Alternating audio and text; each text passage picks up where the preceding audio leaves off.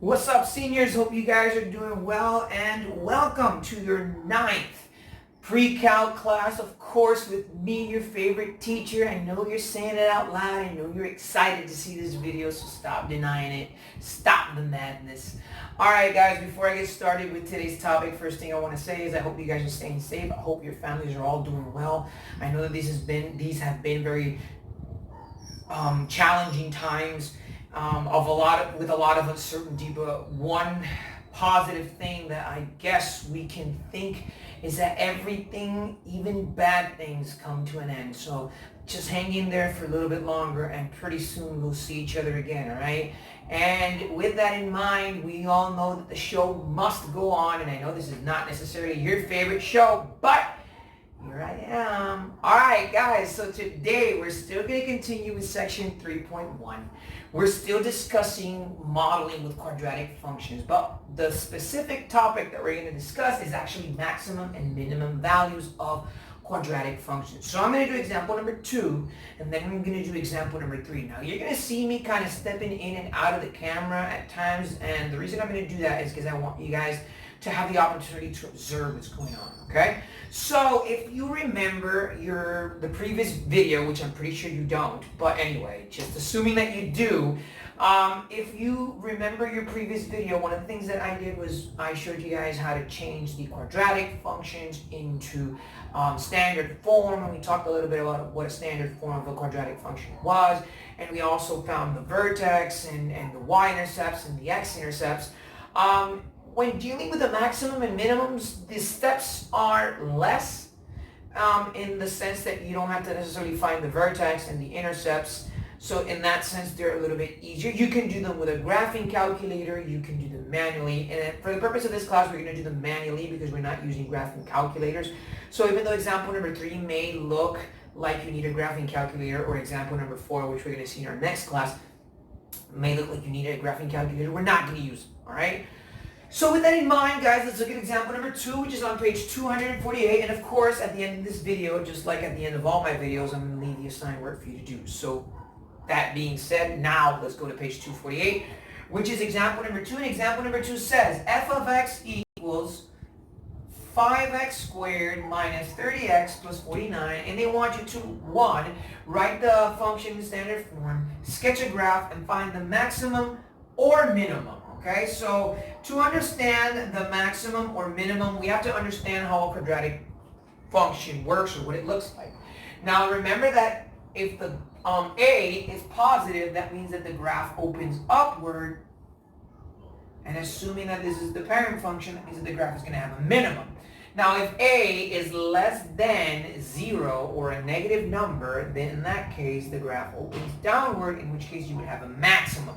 So in the graphs, you're going to have either a maximum value or you're going to have a minimum value. And the maximum or minimum value is almost always, or pretty much always, I just don't want to sound so like absolute in it, is going to be the y-coordinate, okay? So let's get to it. The first thing that we're going to do is turn this function in standard form. So it says 5x squared minus 30x plus 49. So 5x squared minus 30x plus 49. Now, if you go back to your previous video, I pretty much explained how to do it, but I'm going to do it again anyways.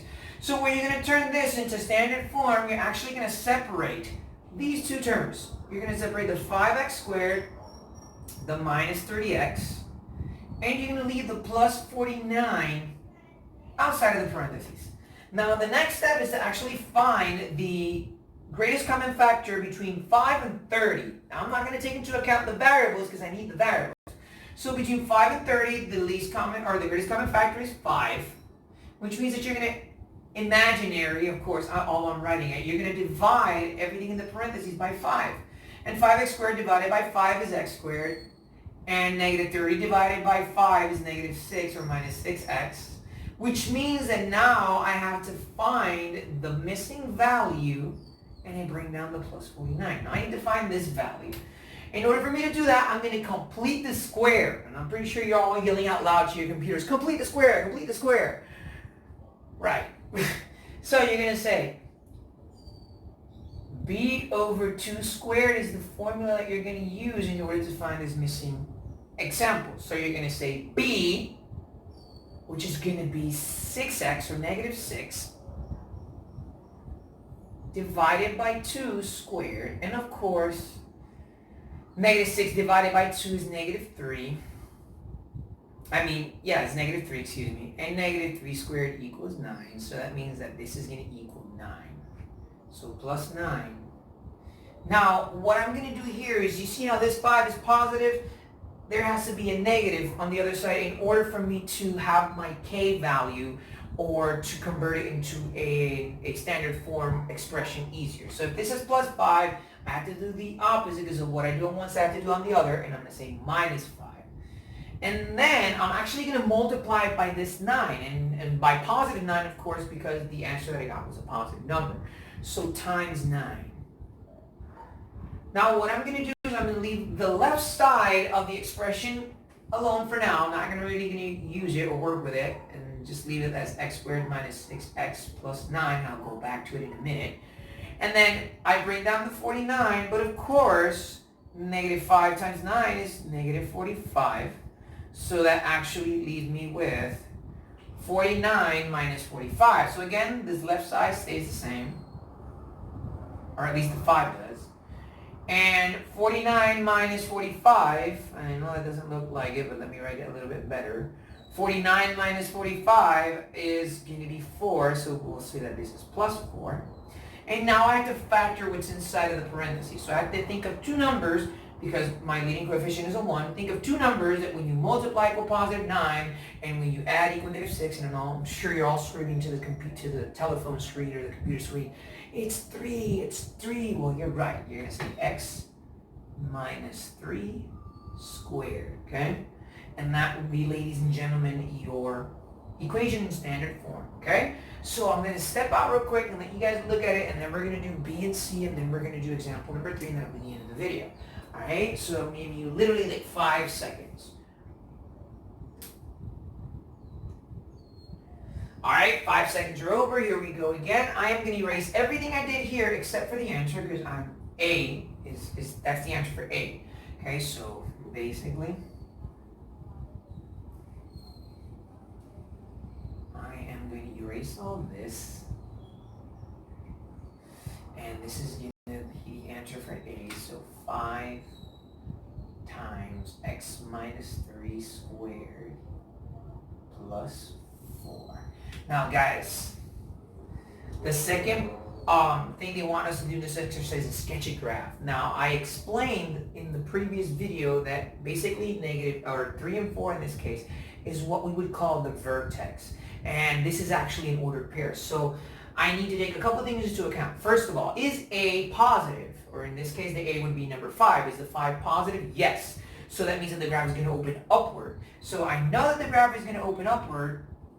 I just need to know the vertex. So the vertex is actually the 3 and the 4. So that means I'm going to go for 3. X is 3, 1, 2, and 3. And Y is 4, 1, 2, 3, and 4. 3 and 4, this would be it. And guys, this would be the graph. So there you go. And this is the 3 and 4 ordered pair. And that's it, right? That's it for B. Just graph it. Now C, they want us to find the maximum or minimum. Remember what I said at the beginning. If A is positive, that means that the graph opens upward, and in this case it does. So it's not going to have a maximum value. It's actually going to have a minimum value. And I also said that the minimum value was actually going to be the y coordinate. Now I know that the x coordinate is 3 and the y coordinate is 4, so that would make our minimum value 4. So how would I express that? Well, you can express it in different ways. Your book basically just says that f of 3, that means that when x equals 3,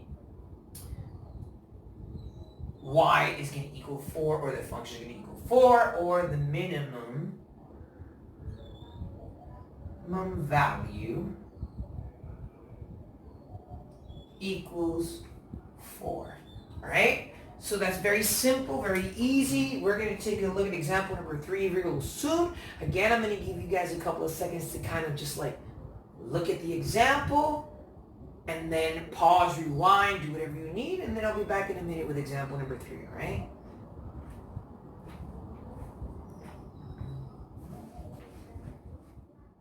So here we go again. Now we're still on page 248, but we're going to look at example number 3. The topic is still the same, but here we're going to see a little bit of a difference, all right? So in example number 3 on page 248, it says negative x squared plus x plus 2. And I'm going to write that in standard form. I'm going to sketch a graph, and then I'm going to find the maximum or minimum. So the first thing I can see, just by the definition and just by everything that we've done so far, is that if the leading coefficient is a negative, that means that the graph is going to open, you guessed it, downward. So that means that this graph is not going to have a minimum, it's actually going to have a maximum, okay? So we're going to find the maximum in just a few minutes, and always remember that the maximum or minimum of a quadratic graph is usually the y-coordinate, or almost always the y-coordinate. I just don't want to sound so like absolutely, because there might be some weird exception. You never know. Anyway, so here we go. I'm going to turn this into standard form. The procedure is the same. So I have negative x squared plus x plus 2.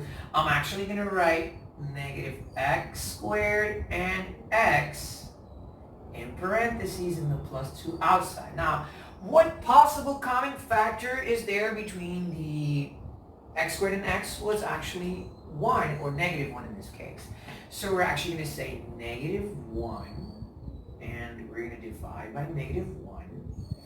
And also this, right? So this would just be x squared. And this would just be minus x. And of course, plus 2. Now we need to find the third term, so we need to complete the square. So we're just going to say negative 1 times x squared minus x plus, and here's where we're going to complete the square. So remember that completing the squared is actually b over 2 squared, and b in this case is negative 1. So we're going to say negative 1 over 2 squared, and that's actually negative 1/2, and negative 1/2 squared is actually positive 1/4, guys. So this is actually 1/4. Okay? And plus 2. So remember what I told you guys, I have to do the same thing on the other side. So if in one side I have negative 1, I'm going to step out of camera on purpose so you guys can look at what I'm doing. On the other side, I have to have, and you guys said it, that this is minus 1. On this side, I have to have plus 1. And of course, I have to multiply it by 1/4 because that was my b, all right? So we're going to take it one step at a time. This is going to stay the same, negative 1 squared. And this we're going to leave right now expressed for the time being. And this is going to be plus 2, and obviously plus 1/4. And now we actually have to add this 2 plus 1/4. So I mean, you could use the butterfly method. I'm going to do it here, guys. 2 plus 1/4.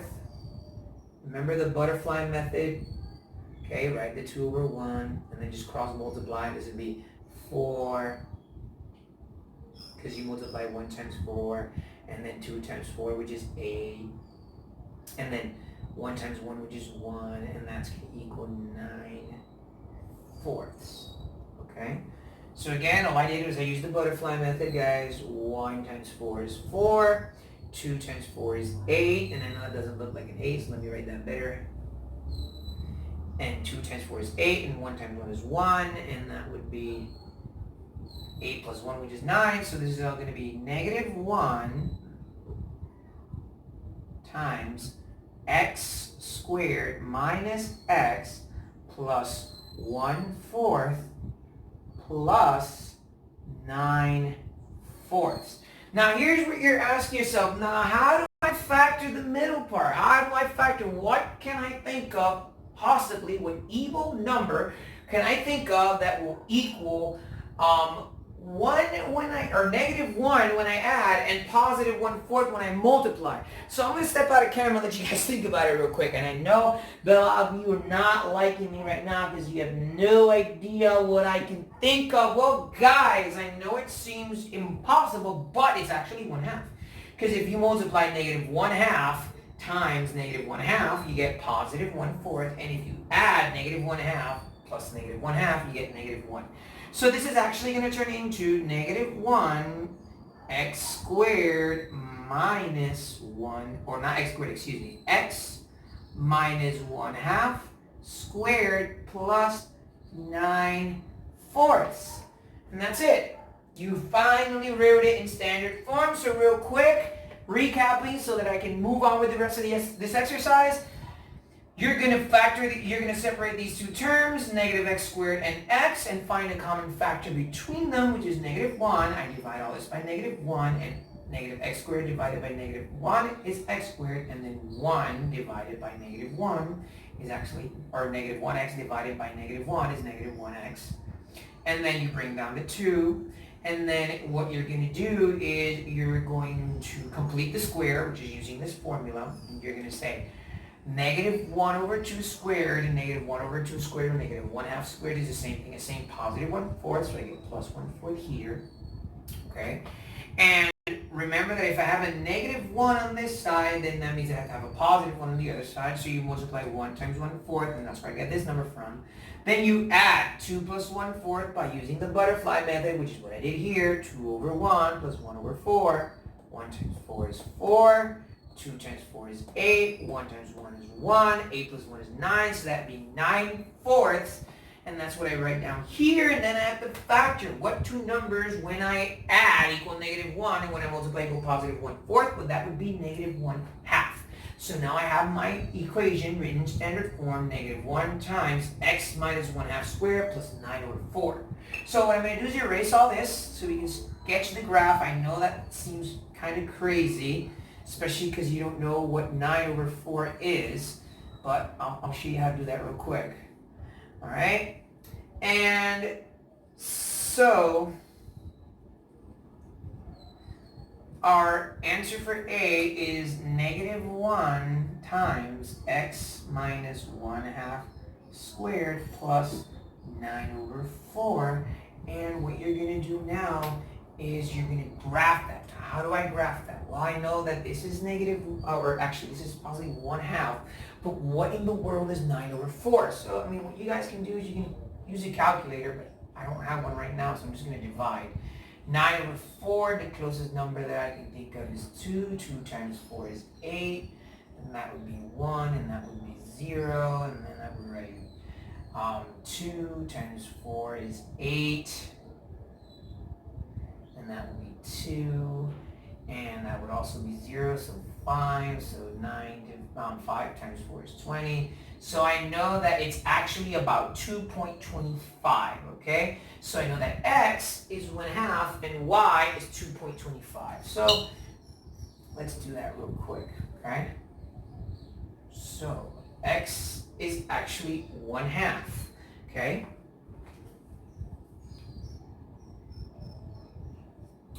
All right, so let's do that real quick. So, and I stepped out on camera on purpose to have you guys actually,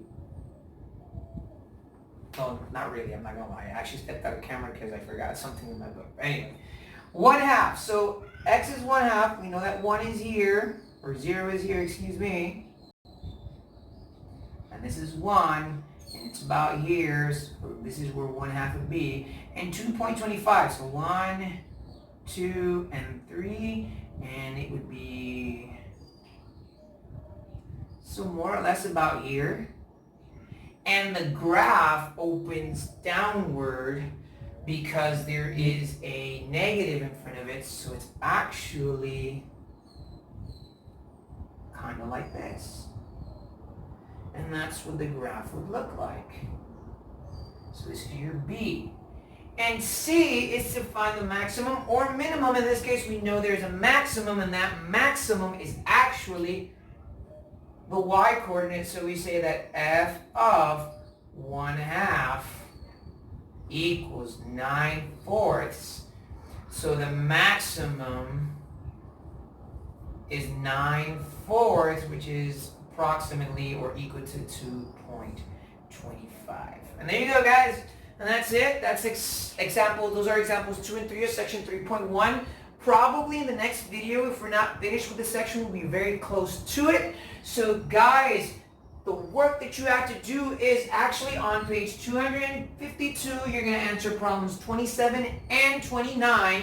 Remember that you're going to email me this assignment on Saturday. Now I know that you're also working on your physics quiz, but I will upload a video a little bit later on giving you the specific instructions for your physics quiz. So guys, stay safe.